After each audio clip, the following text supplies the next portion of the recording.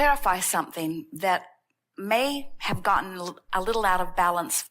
We do want you to put yourself first in the sense that your only perspective is through the eyes of self. And so as you find thoughts that feel good to self, now you're connected to your source, and now you have plenty of resources that you can flood to whatever is your object of attention.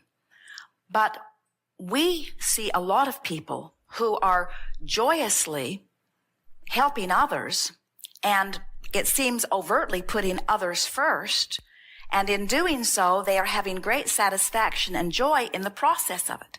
In other words, a mother who tends to her child is certainly putting her child in the position that you would call first, but she is getting enormous satisfaction from it because she is fulfilling something that she's intended for a very long time.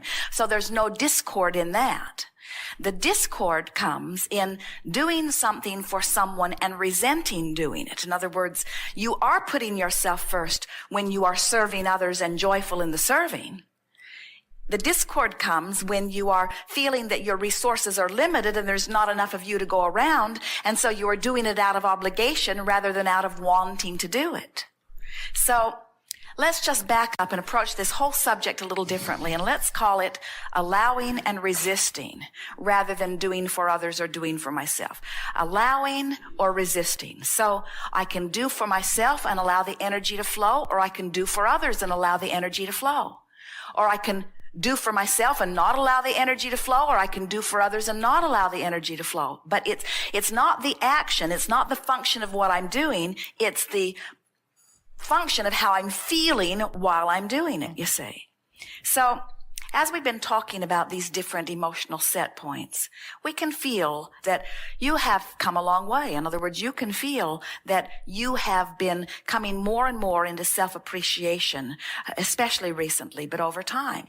It's something that everyone is born doing, and then many of you lose as you're trying to find your relationship to everyone else around you, and then most eventually come back around to it. In other words, you always do when you make your transition.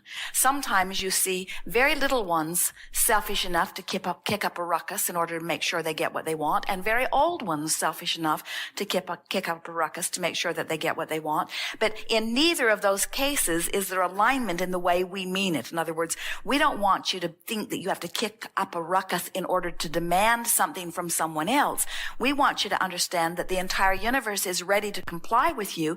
You just have to find the balance that lets the universe comply. And so the way you do this, the way you selfishly put yourself back in the place that you allow well-being to flow to you in the way you deserve and in the way that is absolutely normal, is just through trial and error. In other words, you throw some fits and see where it gets you. And you soften and appreciate and see where that gets you. In other words, it truly is person by person, subject by subject, just feeling your way until you feel it click into place. It really, really is that. So we can't give you one process or even one way of approaching this, because there are lots of different subjects in your experience that might require a little different response from you. Because on some subjects, your vibration on the emotional scale is way up here in appreciation. On other subjects, it's over here in fear. In some subjects, it's over here in a feeling of overwhelmment. In some subjects, it's all the way up here in ecstasy and joy and satisfaction. And so there's no one way. You just got to pick a subject and then talk about it with one thing in mind as you've got your ear to the ground. How can I approach this subject, which must be important to me because it keeps coming up, in a way that feels increasingly better? So what we want you to feel, and it's what we've been talking about all day here today, is that the universe will provide anything and everything that you want. In other words, there are so many resources. This universe will accommodate all of you in delightful and effective ways. You just have to let yourself off the hook as being one who must find a provider. In other words, here's what we are saying. You're wanting to see universal forces. Call it God, call it inner being, call it universal forces, call it source energy, call it this energy stream of well-being, call it whatever resonates well with you when you name it. But try to accept that it will always provide for you. In other words, if you could resist the temptation to explain how far you've come. Now, we know there is some sense of satisfaction in that, because especially if you're here and you want to be someplace different, sometimes it is satisfying to say, well, look how far I've come. That gives me expectation that I can still go further. Yeah. And that's wonderful. We want to hear. But if you get too heavy-handed in explaining where you've been, then that's why you say it feels like it's two different personalities. And it is two different personalities. There's the connected you and the disconnected you. Those are too strong of words, because you're never disconnected, but there's the more allowing of who you are, you, and there's the less allowing of who you are, you see. And you get so that you can feel which drum you're beating. And that's why it's an emotional journey. How I feel is everything, and what I do is inconsequential. But how I feel about what I do is everything, but what I do does not make any real difference. And we want to guide you to that. But how about this? This is a different tact. How about everything that I think that I need to do is all in order to propel me to some place that when I get there, I think I will be happier. So everything that I am doing, no matter what it is, all of my lists of right and wrongs are all about me getting manifestation that I believe, then I will be happier. So why don't I take a shortcut and just go get happy? And once I get to that happy place and test it, we encourage you to test this. This is not a theory that we are practicing for the first time on humans. This is the way the universe operates. In other words, everything about law of attraction and this inclusion-based universe is about this. And the happier you are, the more you allow all of the things that you've been saying you want, you see. So we have an assignment for you. We want you to please you first. And we want you to tell everyone else to take a flying leap.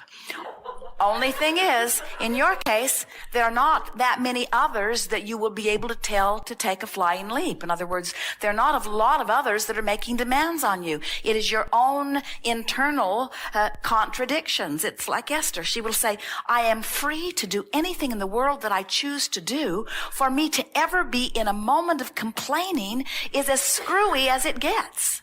Because I'm in charge of everything about my life experience. And we say, yes, but you have these habits of thoughts that are carryovers from when you didn't believe that you were in charge of everything. And you sort of have to release them just one triumphant whoosh at a time.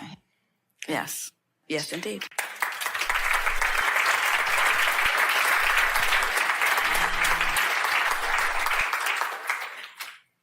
It's an interesting thing when you stand all by yourself and realize that everything that has happened is coming to you by you. And then you say, but it's not turning out quite the way I wanted it to. So now I have to take responsibility. And I must not be doing a very good job. That sort of enhances your own feeling of self-loathing. And so then we say, well, then blame it on your mother for a while and try to relieve that sense. Give yourself some relief. And you say, oh, yes, that does feel better. And then there's my mother, there's my mate, there's the economy, there's the president, there's the government, there's the past lives. In other words, I have a long list of things that I can blame, but now I feel I have no control. And so we say, all right, regain control, take total responsibility for what's happened to you. You are in charge. And you say, oh, that feels so good for about a minute. And then you start the self-loathing all over again. In other words, but somewhere in that process, you will bring yourself vibrationally back into alignment of trusting in the goodness that really is you. Yes. And this is our way of saying to you that it's not a straight and narrow path that you must make your way to. In other words, when you achieve vibrational alignment with your well-being, around every corner is a potential satisfying of something that you want. Literally. And the reason that the universe is able to do that is because there are so many players. There is so much data. There is so much interaction. There has been so much already expansion. In other words, the ingredients are already here. And so it is, another way we like to say it is, when you ask for something, say you're asking for a relationship, immediately, at least 100 avenues to lead you directly to what your heart's desire would feel satisfied having are before you instantly. At least 100 options. But if you're not in vibrational alignment with them, there might as well not be any. In other words, it's like your friend saying, oh, I heard the most beautiful music being played from my radio all morning long. I had my radio dial set on 98.6 and it was rapturous. And you said, I didn't hear it. Well, did you have your radio dial set on 98.6? No. So if you're tuned up, if you're in alignment with what you want, then it's there, it's there, it's there, it's there, it's there, it's there, it's there. It's about vibrational alignment.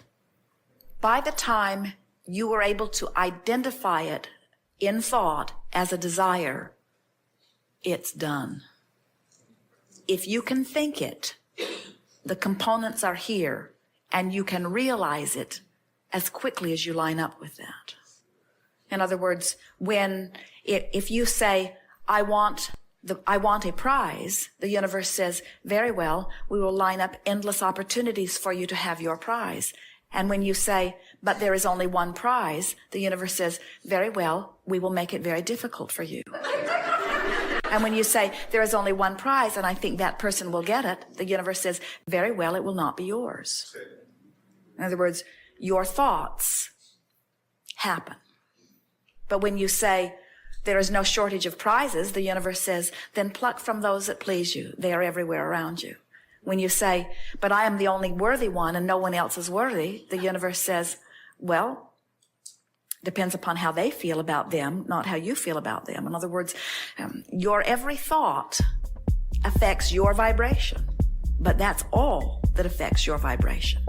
And your vibration is the only thing that ever affects your outcome. In other words, because every time you launch a preference, the universe has gone to work on fulfilling your preference and has taken great satisfaction in doing so.